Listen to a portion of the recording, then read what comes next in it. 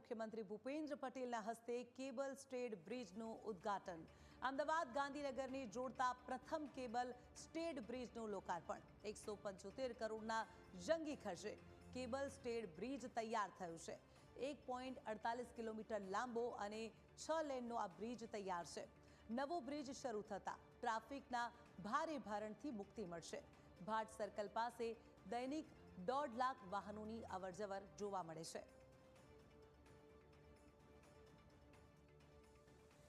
અમદાવાદ અને ગાંધીનગરને જોડતા પ્રથમ કેબલ સ્ટેડ બ્રિજનું લોકાર્પણ આજે કરવામાં આવ્યું છે। મુખ્યમંત્રી ભૂપેન્દ્ર પટેલના હસ્તે આ બ્રિજનું લોકાર્પણ થયું છે। તમે જોઈ શકો છો, ખુદ મુખ્યમંત્રી એ લોકાર્પણ કરીને તેઓ જે છે તે અહીંયા બ્રિજની ઉપરથી પસાર થઈ રહ્યા છે। 175 કરોડ રૂપિયાના ખર્ચે આ બ્રિજનું લોકાર્પણ જે છે તે કરવામાં આવ્યું છે।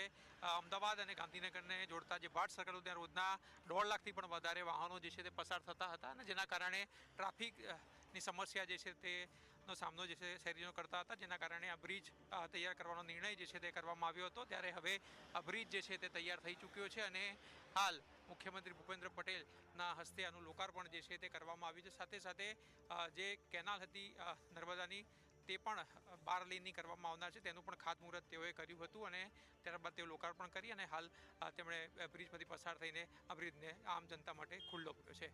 કેમેરામેન હર્ષ સાથે આશુતોષ ઉપાધ્યાય, ન્યૂઝ કેપિટલ, અમદાવાદ।